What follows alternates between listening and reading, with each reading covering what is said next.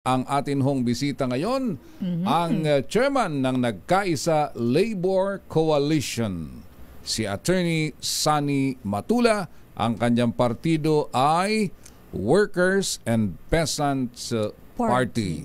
Si Attorney Matula ay tubong sultan sa Barungis, Maguindanao del Sur. Attorney Sani Matula, sir, magandang umaga sa inyo at welcome sa DZRH. Magandang umaga, Ray, at magandang umaga, Sister Helen. At tayo po ay nagpapasalamat na napagbigyan ng pagkakataon na makaharap kayo at syempre ang milyon yung tagasunod sa radyo at sa social media. Ayan, alright. Siguro ito na, yung tanong agad, Attorney Matula. Na natin. Bakit ikaw kailangan naming isama sa aming balota sa May 2025 election? Siyempre, aplikante tayo. Voluntaryo tayong naghain ng ating Certificate of Candidacy. Kaya dapat malaman ng taong bayan kung ano ang ating mga plataforma. Sinusulong po ni Attorney Sani Matula ang sahod na nakabubuhay. Sa kasalukuyan po ay aktibo tayo sa inisyatiba na itaas ang sahod sa hindi lamang sa Metro Manila kundi sa buong Pilipinas. Kaya sinusuportahan natin yung naaprobahan na House Bill, second reading na, third reading na lang kulang na 200 pesos. Pero sabi natin yung 200 pesos ay significant na, pero dapat dumating tayo doon sa living wage na sinasabi.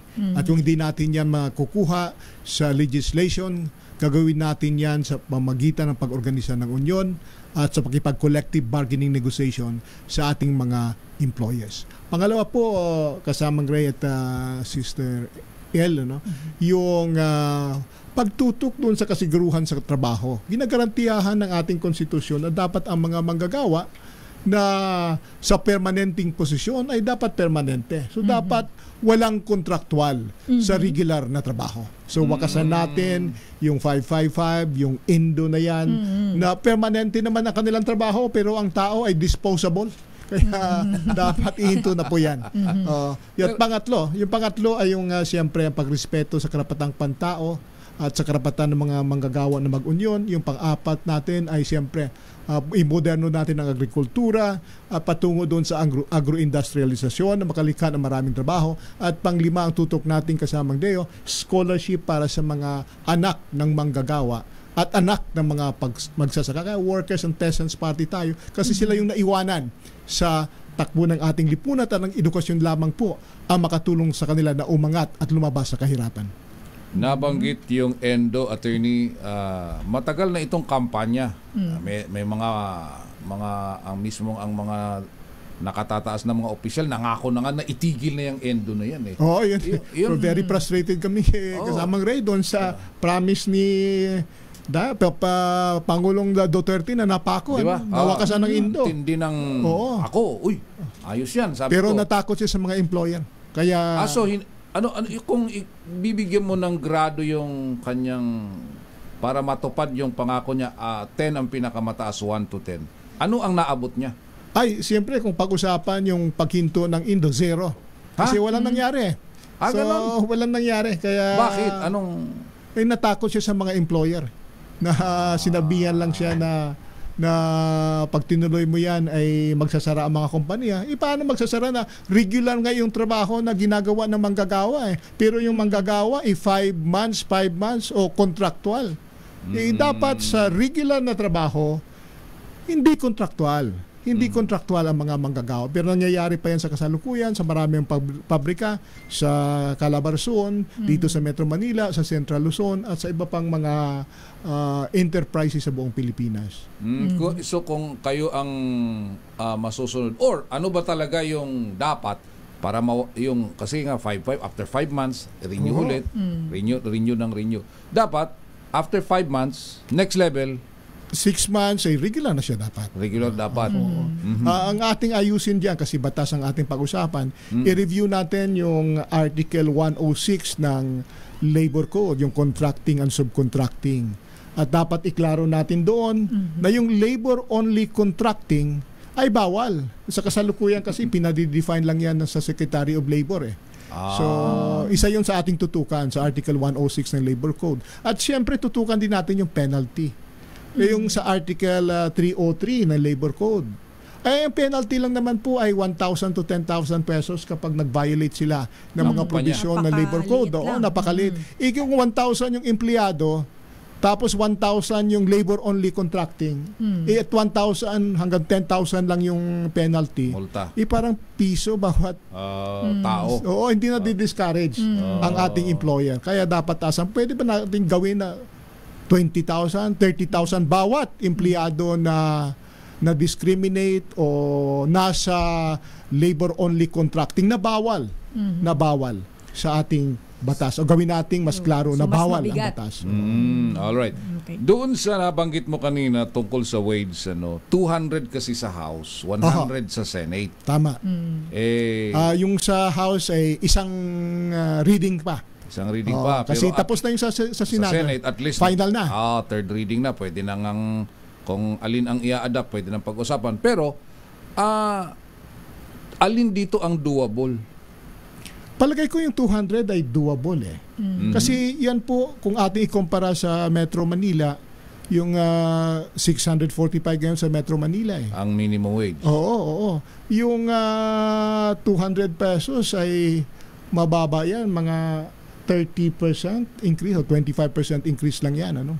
Ay, alam mo, kasamang Ray, noong 1989, yung last na national wage, 25 pesos ang dinagdag sa 64 pesos.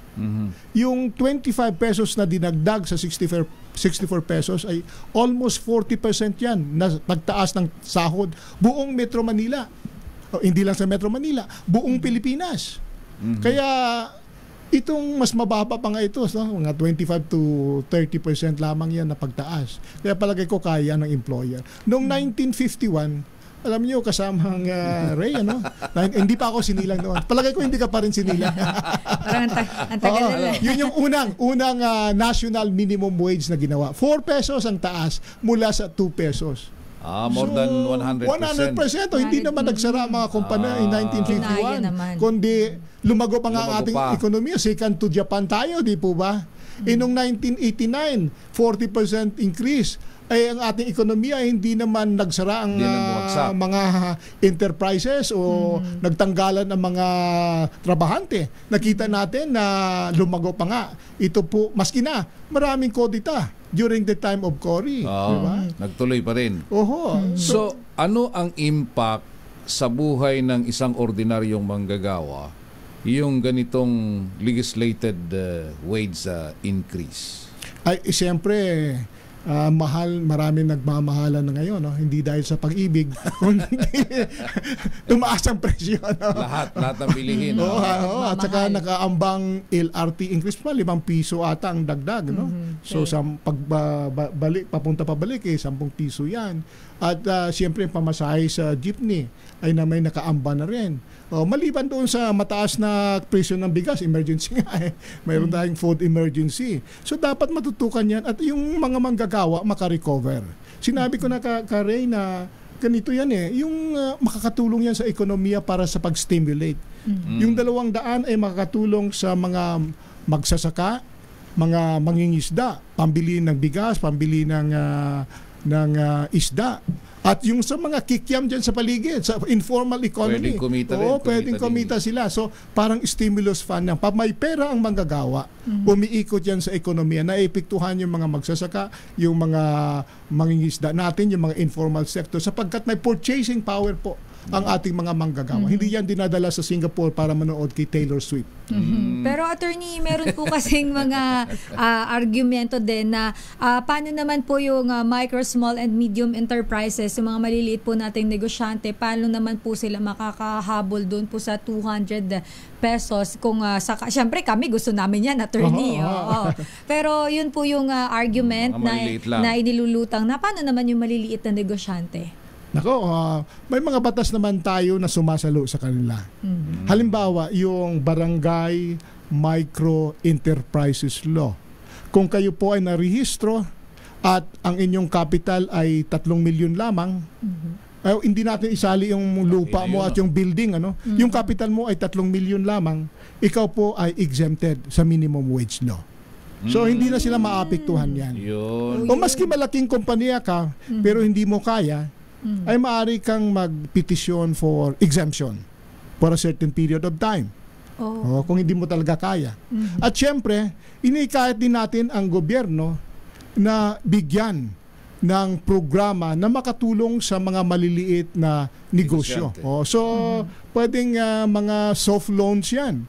Maski nga hindi soft loan nung panahon ng pandemic, alam ko doon sa Canada, para mabuhay yung mga maliliit na negosyo, ang gobyerno ay nagbigay ng negative interest loans.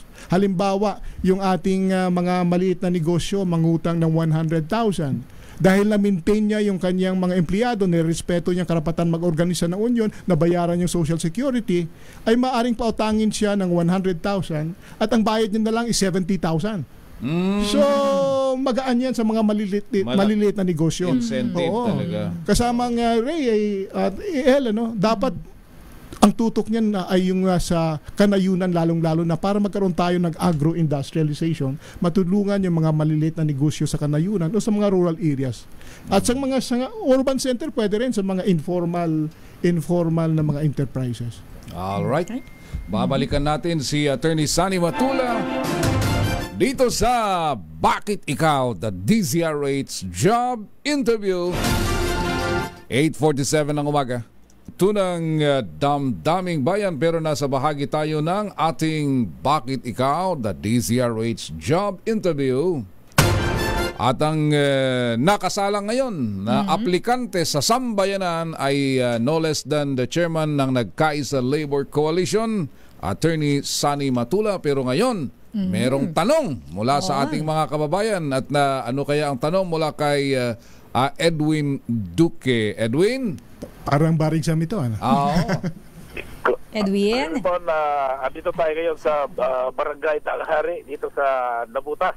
Nabutas. Single ma'am na Edwin, paghanap ng trabaho. Pero dahil isang single ma'am, ang kanyang itatanong, at may tatanong sa kay Attorney Matula. Attorney, good morning. Si Christine Ramos. Christine Ramos. Ano kay Attorney Matula? Attorney, kung sakali po kayo po ay palaring manalo, ano po ang pwede niyo pong magawa or maitulong sa katulad ko pong single ma'am na hindi makapagtrabaho dahil nag-aalaga ng mga anak? Kung ano po ang pwede niyo pong maibigay tulong na trabaho na nakahit nasa bahay lang po? Attorney Matula. Siyempre, dapat may affirmative action tayo, lalo na sa mga single mothers. Ang isang pamamaraan dyan sa kasalukuyan ay mayroon tayong work from home law, na maaring mapakinabangan ng mga nasa bahay lamang. Marami nang gumagawa niyan ngayon, pero yung ating mga kompanya ay hindi pa masyadong nagamit yan. At kung mayroon mang available job sa work from home ay hindi alam ng ating mga kababayan.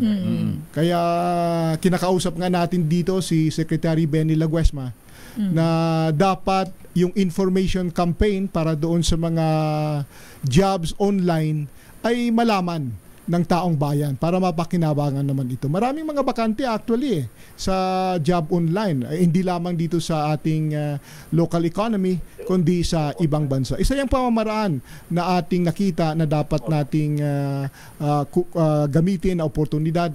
At syempre, napaka-importante din po ang ating yung ating TESDA, yung Technical Education Skills Development Authority, na matulungan yung mga single mom sa pamagitan ng pag-upgrade ng kanilang skills at pag-upgrade ng kanilang mga kaalaman na makapag-access yung job na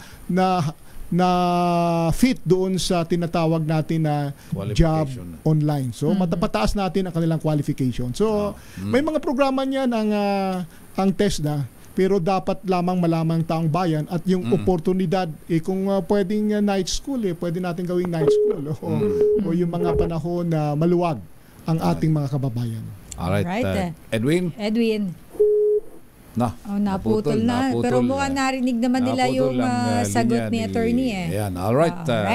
Yan ang sagot ni Attorney Sunny Matula doon sa tanong kung anong maaring maibahaging tulong sa mga single parents. Sabi niya lang single parents kasi hindi lang babae. Mayroong lalaki. Alam natin yan na yung naiwan ng mga anak sa kanilang mga tatay. Ibig sabihin. Alright. Dito balik tayo sa iba pang mga usapin. Ngayon, attorney, pinapag-usapan natin off the air, nauuso yung mga ayuda. Kasama doon sa ayuda dito ay yung tupad na magtatrabaho, bibigyan ng trabaho.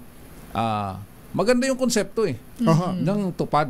Pero kung minsan nagkakaproblema sa implementation, particularly kapag pinakialaman ito ng mga politiko. Ano ang take nyo dito sa mga ganitong klase ng programa, attorney?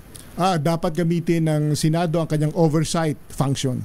Hindi lamang kasi gumawa ng batas ang function ng Senado, ay may oversight function siya para i-review yung mga ginagawa na executive department sa halimbawa itong mga programa ng ayuda, yung programa ng AKAP. Palagay ko kinakailangan talaga i-review yan. At sa pagre-review ay na-propose na namin kay Secretary Benny Laguesma ng Department of Labor na dapat yung mga trade unions at yung mga employers group, kasi yung employers naman ay katuwang natin, na dapat kasama sila doon sa oversight audit para makikita kung tama ba ang pinupuntahan nitong tupad na ito. Pumupunta lang ito sa mga naging milking cow ito ng mga politiko. Kaya palagay ko dapat yung mga trade unions at employers association, kasama na yung mga non-governmental organizations, ay dapat kasama sa oversight na gagawin para makita kung tunay bang pumupunta itong mga ayuda ng gobyerno sa mga tao talagang nangangailangan. Alright. Okay. Dito naman sa panahon na ito, kailangan mo ng trabaho. Tama po. Ang problema, pumapasok dahil sa teknolohiya, meron na tayong artificial intelligence. Meron na kang robot na, di ba? Dati, robot na nagwe-welding. Dati talagang tao lang. May robot na din na nagsaserve sa mga fast food restaurant. Sa restaurant, nagsaserve na yung imbes na crew sa fast food chain. Robot na.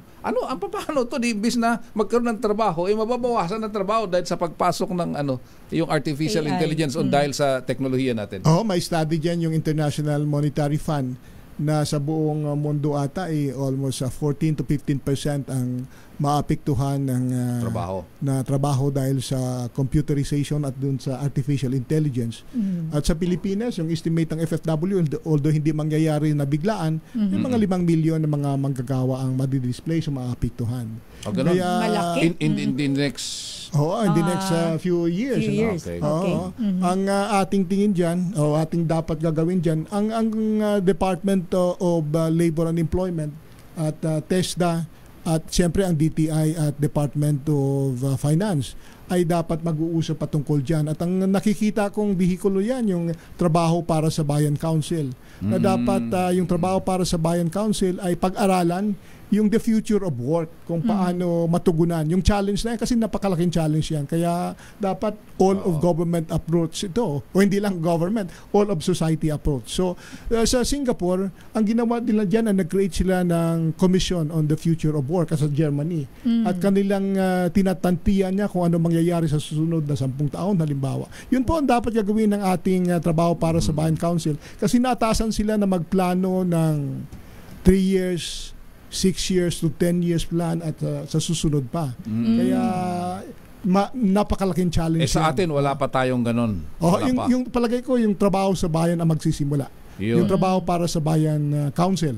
Kasi nandyan yung sinasabi ko ng Department of Finance, yung DTI, yung Department of Labor, yung TESDA, at dapat yung representante ng labor at ng employees ay epektibo makaparticipate dyan. Kasi sa ayaw at sa gusto natin, attorney, talagang nandyan na yan.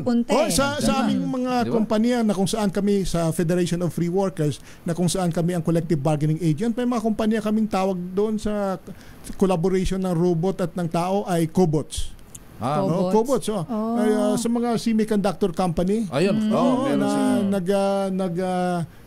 roboticize na sila. Pero in collaboration pa ng at least Yeah, ng of mga course. tao. May tao pa rin talaga. So cobots ang tawag. Oh. Collaboration with the robots.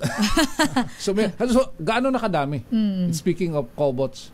Ay sa mga kumpanyang na alam ko, mga 10 na ata niya, no? 10, oo. Dati mano-mano lang, di ba? Oo. Ngayon ay may kasama ng nagbibigay ng mga tolls halimbawa, no? So mga basic lang muna yung Basic ginagawa ng muna. Oo, robot. kasi Nakakatakot yung attorney. Baka mamaya biglang may mangyari doon sa ginagawa nila Hindi. Robot yan Kaya may cooperation yung tao. Kaya collaboration with the robots. So, cobot. So, grabe iba talaga ang teknolohiya na nagugulat tayo. Siguro naman ay nakakatulong naman yun. Kasi noon hindi pa ako abogado, ay nagta-type yung di ba? Paggawa ng mga pleadings. Sabi ko, hindi ako marunong mag-type, sa makinilya. Mabuti na lamang at dumating yung computer. Hindi ko rin masyado kabisado, pero natutunan. Kaya ngayon, hindi ka na mag-memograph para sa mga pleadings mo. Pwede ka nang mag-print na at siyempre pa-xerox na. Mas mabilis. Mas mabilis ang paggawa ng pleadings. So yun yung nagamit natin yung teknolohiya in a positive way. Kasi alam naman natin na may gumagamit din sa teknolohiya. Disadvantages, mga scam. Yan, attorney. Diba? Scam. Sabi ng kaibigan kong Hiswita ay itong mga machine na ito is morally ambivalent. Ayun. Maring gamitin para sa kabutihan, maring gamitin sa kasamaan. Ayun, tama.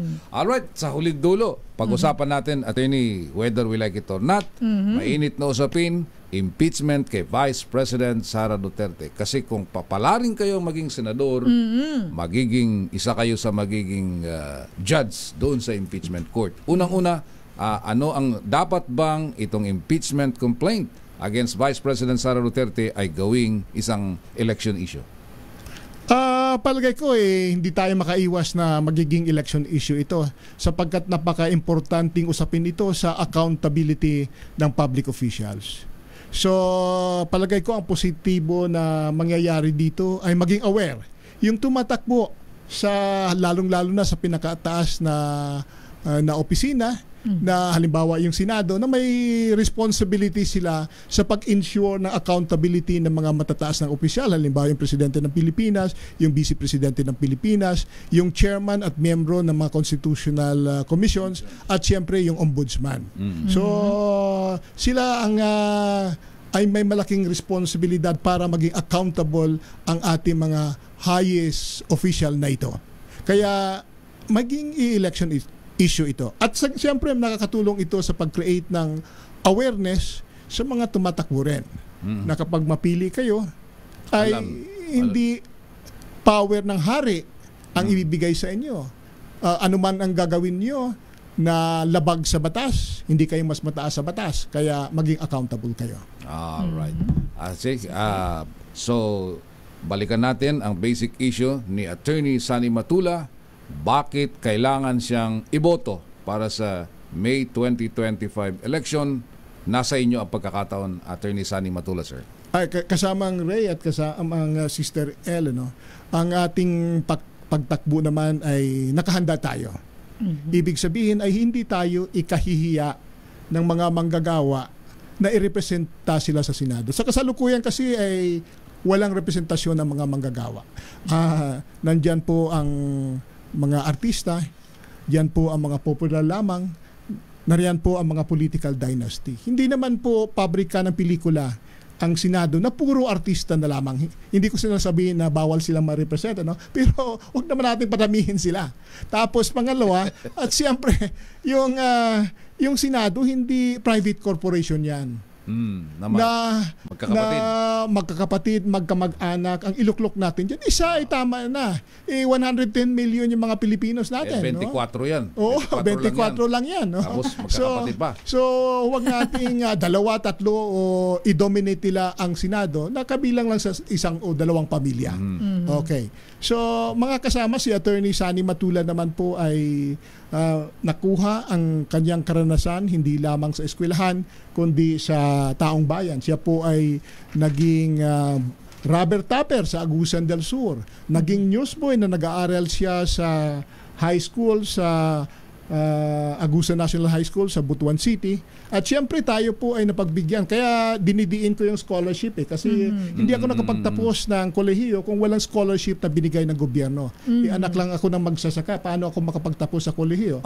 So scholarship, free tuition, hindi lamang free tuition kundi may allowance para sa pamumuhay araw-araw. May free dormitory kami. Mayroon kaming free book sa Mindanao State University. Ba't hindi natin pagbigyan ang institusyon ng edukasyon na magbibigay ng scholarship lalong-lalo na sa anak na magsasaka, sa anak ng mga manggagawa o yung ibang sektor na nasa laylayan ng ating lipunan.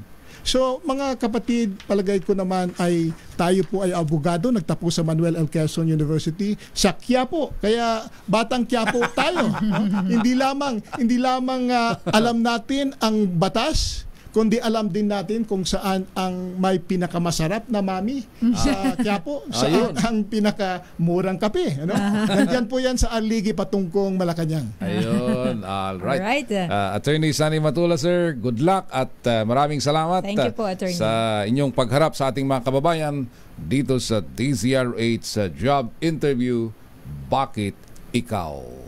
Maraming salamat, Sister Thank you El. po. At siyempre, maraming salamat sa DZRH. Yan, mga kaibigan. Once again, Attorney Sunny Matula, ang chairman ng Nagkaisa Labor Coalition at mula sa Workers and Peasants Party. Bakit Ikaw? The DZRH Job Interview for 2025 Midterm Elections.